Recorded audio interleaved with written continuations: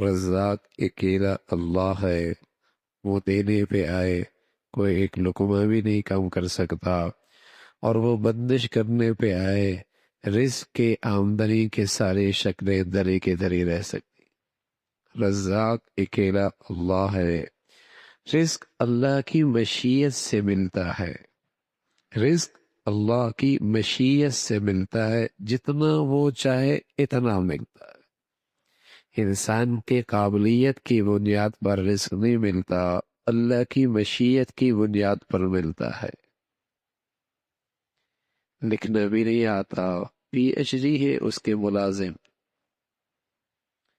ڈگریاں لیے بیٹھے ہیں، ڈگری لیے بیٹھے ہیں، جوتے چٹکا رہے۔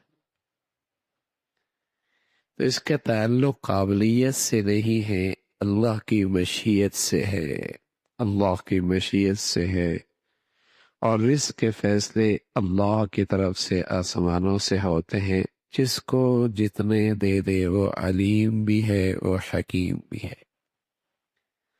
ہاں، انسان کو یہ حکم ملا ہے، اس دنیا کے نظام ہے کہ سنت اللہ کی یہی ہے کہ تدبیر کرے گا اللہ اس پر اس کا ثمرہ عطا فرمائیں گے۔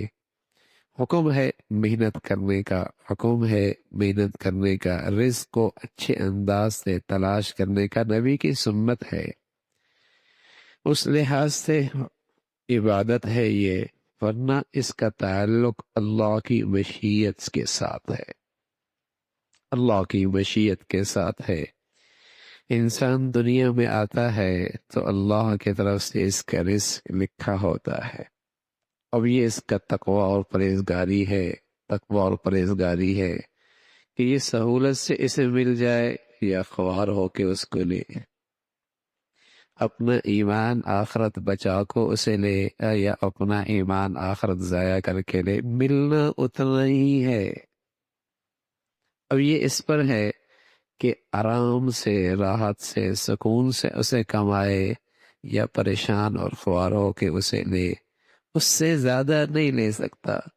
اگر اکٹھا کر بھی لیا، اگر اکٹھا کر بھی لیا تو میرے عزیزو، اس کا رزق ضروری نہیں کہ وہ ہو سکتا ہے کسی اور کے لیے اکٹھا کیا ہو، کچھ عرصے اس کو سنبھال کے رکھے گا، پھر رخصت ہو جائے گا، پھر جن کا ہے ان میں وہ تقسیم ہو جائے گا۔ جب اس اوقات اکٹھا کر بھی لیا تو زندگی میں تقسیم کرنا شروع کر دے گا، یہ اسپتال، یہ فلاں، پھر فلاں، سب کو جن جن کا ہے واپس دے دے گا۔